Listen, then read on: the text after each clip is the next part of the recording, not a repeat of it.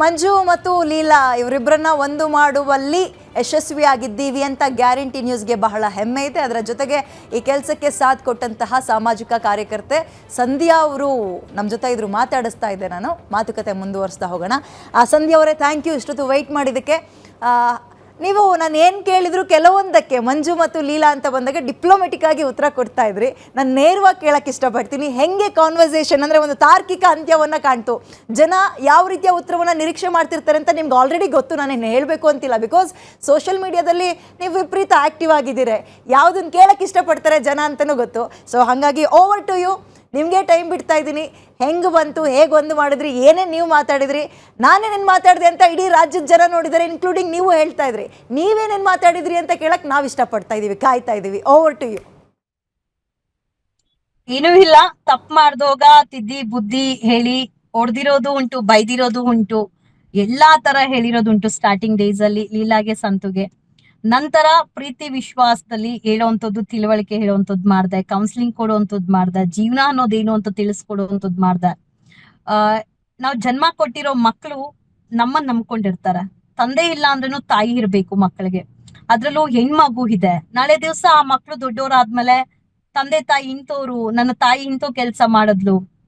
100 ಜನ ಗಂಡ ಇರ್ಲಿ ಮೇಡಮ್, ತಾಯಿ ತಾಯಿನೇ, ಅಪ್ಪ ಅಪ್ಪನೇ ಅಲ್ವಾ, ಬೇರೆಯವ್ರು ಆಗೋದಕ್ ಸಾಧ್ಯ ಇಲ್ಲ. ಸೊ ಎಲ್ಲೋ ಒಂದ್ ಕಡೆ ಮಕ್ಕಳ ಭವಿಷ್ಯ ತುಂಬಾ ಇಂಪಾರ್ಟೆಂಟ್ ಆಗತ್ತು. ಅಂಡ್ ತುಂಬಾ ತಿಳುವಳಿಕೆ ಹೇಳ್ದೆ. ಸಂತುಗೂ ಅವನ್ಗೆ ಮಗ ಇದ್ದ, ಅವನ್ಗೂ ಭವಿಷ್ಯ ಇದೆ. ಜನ ನೋಡಿ ಹೆಂಗಂದ್ರೆ, ನೀವ್ ಎಷ್ಟೇ ಒಳ್ಳೆತನಾಗಿದ್ರಿ, ಅಪ್ಪ ಅಮ್ಮ ಜೊತೆ ಇಲ್ಲ ಅಂದ್ರೆ ಬೇರೆಯವ್ರ ಜೊತೆ ಇದ್ರೆ ಅದು ಬೇರೆ ಸಂಬಂಧನೇ. ಅವ್ರು ಯಾವತ್ತೂ ಅಪ್ಪ ಅಮ್ಮ ಆಗಕ್ ಸಾಧ್ಯ ಇಲ್ಲ. ಬಟ್ ಲೀಲಾ ಇದ್ದಿದ್ದಂತ ರೀತಿ ಮಂಜು ಜೊತೆ ಇದ್ದೋಗ, ಸಂತು ಜೊತೆ ಇದ್ದೋಗ್ ನೋಡಿದ್ರೆ ಕಂಪ್ಲೀಟ್ ಝೀರೋ ಆಗ್ಬಿಟ್ಟಿದ್ಲು. ಕಂಪ್ಲೀಟ್ ಎಲ್ಲವನ್ನು ಕಳ್ಕೊಂಡು, ಅವಳು ಇದ್ದಿದ್ ಲಕ್ಸುರಿ ಲೈಫ್ ಬೇರೆ, ಬಟ್ ಅವಳು ಆಗಿದ್ ಬೇರೆ. ಲೀಲಾಗೆ ಅರ್ಥ ಮಾಡಿಸ್ತಾ ಬಂದ, ಇದೆಲ್ಲ ಲೈಫು. ನೀನ್ ಎಷ್ಟೇ ಒಳ್ಳೆ ಕೆಲ್ಸ ಮಾಡು, ಈ ಒಂದು ಕಪ್ಪು ಚುಕ್ಕಿ ಕೊನೆವರೆಗೂ ತಗೊಂಡೋಗುತ್ತೆ. ನಿನಗೆ ನಿನ್ನ ಮಕ್ಕಳಿಗೆ ತಾಯಿ ತಂದೆ ಆಗ್ಬೇಕು, ನಿನ್ನ ತಾಯಿನೇ ತಂದೆನೂ ಹಾಗೆ ನಿಲ್ಬೇಕು, ನಿನ್ನ ಮಕ್ಕಳ ಭವಿಷ್ಯ ನಿನ್ಗೆ ಇಂಪಾರ್ಟೆಂಟ್ ಆಗಿದ್ರೆ ನೀನ್ ಬದಲಾವಣೆ ಆಗ್ಲೇಬೇಕು ಅಂತ ಹೇಳಿ ನಿರಂತರ ಅವಳಿಗೆ ಯಾವ ತರ ಅಂದ್ರೆ, ನಾನ್ ಬ್ಯುಸಿ ಇದ್ರೇನು ಮ್ಯಾಮ್ ಇವಾಗ ಬರ್ಲಾ, ಈಗ ಬರ್ಲಾ, ನಾನ್ ಮಾತಾಡ್ಲಾ, ಮನೆ ಹತ್ರ ಬರ್ಲಾ, ಅವಳೇ ಹುಡ್ಕೊಂಡ್ ಬರೋಳು. ಅವಳಲ್ಲಿ ಆಗ್ತಾ ಇದ್ದಂತ ಬದಲಾವಣೆ ನೋಡ್ತಾ ಇದ್ದೆ. ನಾನು ಅವಳಿಗೆ ಇನ್ನೂ ಸಮಯ ಕೊಟ್ಟಿದ್ದೆ, ಲೀಲಾ ನಿನ್ ಯಾವಾಗ ಹೋಗ್ಬೇಕು ಅನ್ಸುತ್ತೋ ಹೇಳು ಅಂತ ಹೇಳಿ.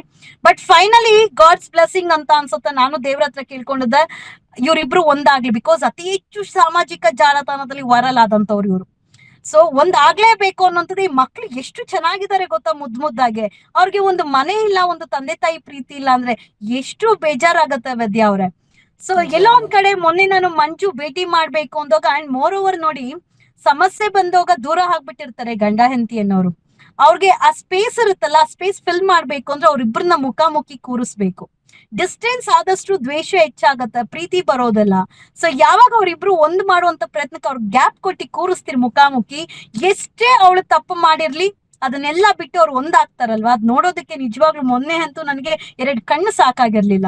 ಅಪ್ಪ ಇಷ್ಟು ಪ್ರಯತ್ನ ಮಾಡ್ಬೇಕಾಗಿತ್ತೆ ಅವ್ರಿಬ್ರನ್ನ ಒಂದ್ ಮಾಡೋದಕ್ಕೆ ಅನ್ನೋಷ್ಟು.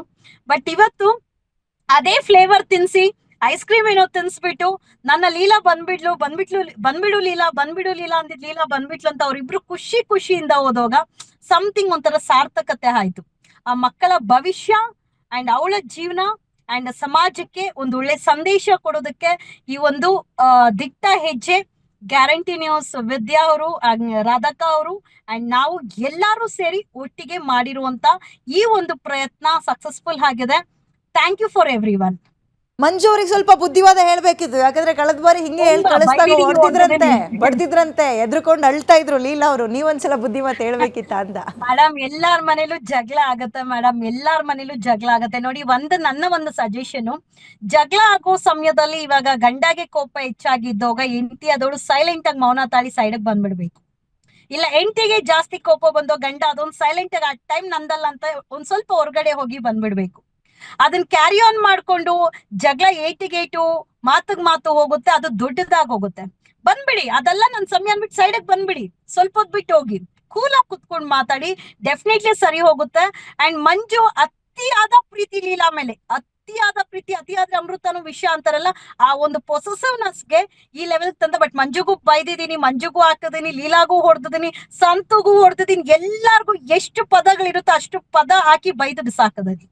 ಬಟ್ ನನ್ಗೊಂದೇ ಇದ್ದಿದ್ದು ಕೆಲ್ಸ ಸೈಲೆಂಟ್ ಆಗ್ಲಿ, ಬಿಕಾಸ್ ಮೂರನೇ ವ್ಯಕ್ತಿ ಹಾಕೊಡೋದು, ದೂರ ಮಾಡ್ಬೇಕು ಅನ್ನೋಂಥವ್ರು ಸ್ನೇಹಿತರು ಸರಿ ಇಲ್ಲ, ಲೀಲಾ ಸ್ನೇಹಿತರು ಸರಿ ಇಲ್ಲ.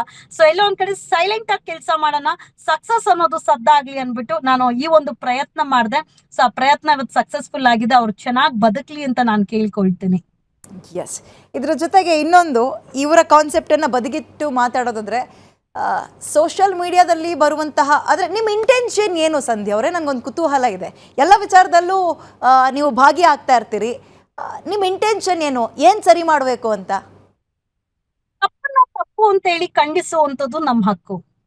ಎಲ್ಲಾ ವಿಚಾರದಲ್ಲಿ ಅನ್ನೋದಕ್ಕಿಂತ ಜವಾಬ್ದಾರಿ ಸ್ಥಾನದಲ್ಲಿರುವಂತ ರಾಜಕಾರಣಿಗಳು ತಪ್ಪು ಮಾಡೋಗ ನಾವು ಪ್ರಜೆಗಳಾಗಿ, ಮತದಾರರಾಗಿ ಅದು ತಪ್ಪು ಅನ್ನೋ ಪ್ರಶ್ನೆ ಮಾಡೋದು ನಮ್ಮ ಹಕ್ಕು. ಅದನ್ನ ನಾನು ಮಾಡ್ತೀನಿ. ನಿಮ್ಮನ್ನ ಕಾಲೆಳೆಯೋಕೆ ಸೋಷಿಯಲ್ ಮೀಡಿಯಾದಲ್ಲಿ ಕೆಲವರನ್ನ ಬಳಸ್ಕೊಂಡು, ಪಾಪ ಪುಟಾಣಿ ಮಕ್ಕಳನ್ನೆಲ್ಲ, ಪುಟಾಣಿ ಅಂದ್ರೆ ಏನ್ ಹೇಳಿದ್ರು ಕೇಳುವಂಥವ್ರು, ಅವ್ರ ಬಾಯಿಂದ ಬರಬಾರ್ದು ಪದಗಳನ್ನೆಲ್ಲ ಮಾತಾಡ್ಸಿದ್ರು, ನಾನು ನೋಡಿದ್ದೆ. ಸೊ ಏನ್ ಟಾರ್ಗೆಟ್ ಅನ್ಸುತ್ತೆ ಸಂಧ್ಯಾ ಅವ್ರ ಕಂಡ್ರೆ? ಯಾರಿಗೆ ಟಾರ್ಗೆಟು, ಏನ್ ಟಾರ್ಗೆಟು, ಯಾಕೆ ಆ ಹೆಣ್ಮಕ್ಳನ್ನೆಲ್ಲ ಬಳಸ್ಕೊಳ್ತಾ ಇದ್ದಾರೆ?